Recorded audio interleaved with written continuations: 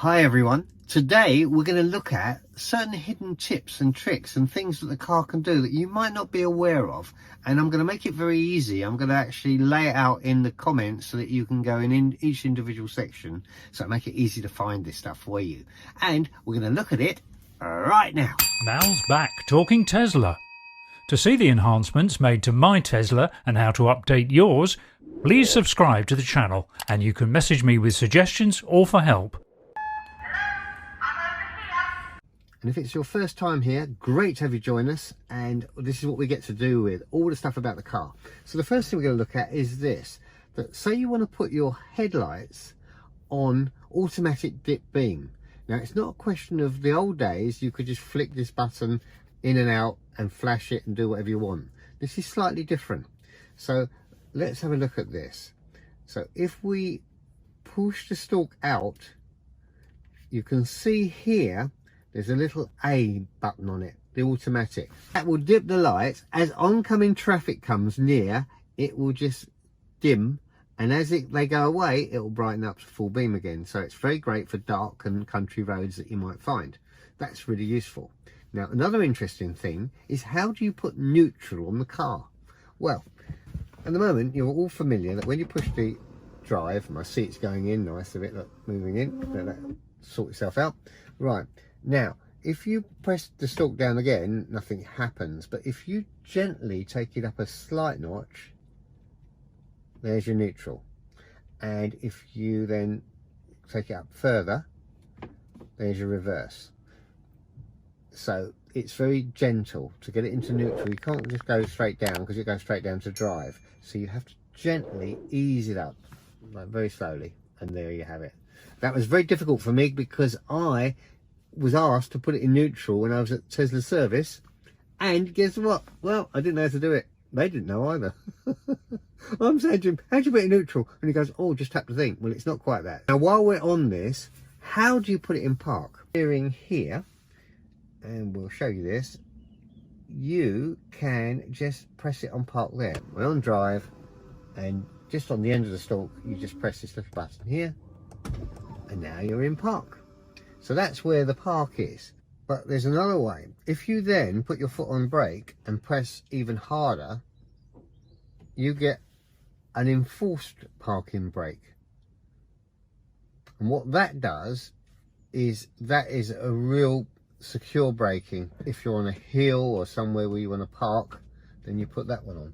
If you go out the car and close the door, that will stay on. And that will be useful to put that on if you are parked up a hill somewhere and you want to make sure that the car won't roll into anywhere. And as you know, when you're on a hill, so this is what you need to do. Downhill, turn your wheels to the right towards the curb. If you're going uphill, turn your wheels to the left away from the curb. You need to position uphill, there isn't a curb, turn the wheel to the right. That is an enforced brake. So that's how you have that. Also, if you open the door, it puts it into brake, parks for you, and puts the brake on for you there. So that takes care of that. Now, let's have a look at your wipers. Now, you're going to say, what do you mean? And I'm going to tell you, well, I've got a power frunk. So basically, when I'm parked up, I can open the frunk like this and close it like so. But what happens if you put the wipers on? Because the wipers are right there, and normally if you have the wipers on going back and forward like this, if you have them on like that and then you open the frunk, what happens? Because it will break them, right? Not with the Tesla. Watch, if I put that on, and it says there quite happily, do you want to use it at your own risk, or do you want to stop them? So we're going to stop them so they can't go off. But how cool is that? So basically, you now can't damage your car with your wipers by having your front up, especially if you've got a power one. If you've got an ordinary one, it's not going to get there anyway because it's not going to be wide enough to open. But those that have got power lifts, then that's an interesting one that I'm sure they've never thought of trying, but Of course I do it just so you don't have to, but be careful, because obviously you don't want to wreck your wipers or the motors that run the wipers. So that's a good one there. So let's put the frunk down, the frunk on my hood as I call it, and that's gone down. That's good too. There it goes. Right, so that's good. Now let's have a look. Say you go into the screen and there is your screen there with everything on it, and it's showing all the cameras, which is nice. So I put my indicators on now. What will happen?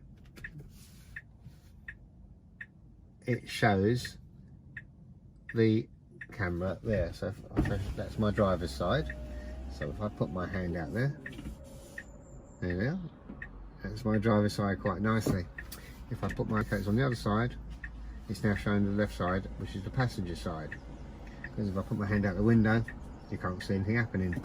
Okay, so that's good too. But what you probably don't know, if we go to the screen, which is here, now you can backup camera screen, and you might have this but not have your cameras on. So you might ask me, oh, when I put my indicators on, nothing happens. And the reason for that is it's probably not switched on. So let's have a look how you go to find it. Go into autopilot, you scroll until you see it, and you've got automatic blind spot camera, and you've got blind spot collision warning chime, which you can have on as well. What does that say? When enabled, you will hear a chime when you potentially have a collision detected while you are leaving a lane. So I keep that one as well, because that's very useful to have. So make sure you switch that on as well, blind spot collision warning chime, but automatic blind spot camera is the one you need to have on. Then of course, when you go back into it and you pull it up on the screen, you will see it. So you actually have a choice. You can have just the backup camera and the blind spot cameras will still work, or you can have all of the cameras, and there's a little arrow, it's greyed out, which normally means it won't work, but not in this case. You hit it and now you can see you have them there as well. So when you're backing up, you can see left and right cameras, which is, I find, quite useful, because you don't need, look how big the screen is. If we turn it off, it's not much different than having the cameras. You don't lose much in that screen, so it's worth having that on. Let's stop the ticking clock. Right, that's good. Let's move on. Did you know that when you go into reverse, see the cameras, they tilt, which makes that very handy, so you can see the curb. There we go, and you see it tilting down.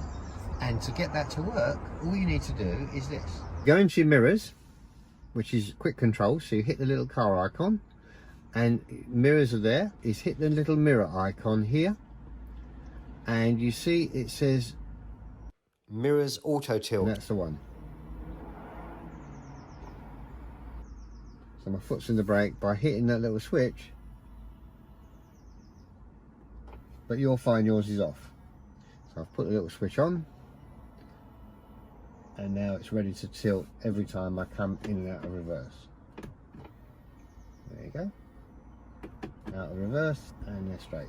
I hope you've enjoyed these little tips that I've brought to you, and if you have, hit that like, share and subscribe button down there. Leave me a comment to any of the facts that you might be using. Is there any tips that you want to see, or that you don't know about, or you didn't know this one existed and they helped you? Let me know. I always chat back to my comments, to my followers as well, and to everybody that's watching.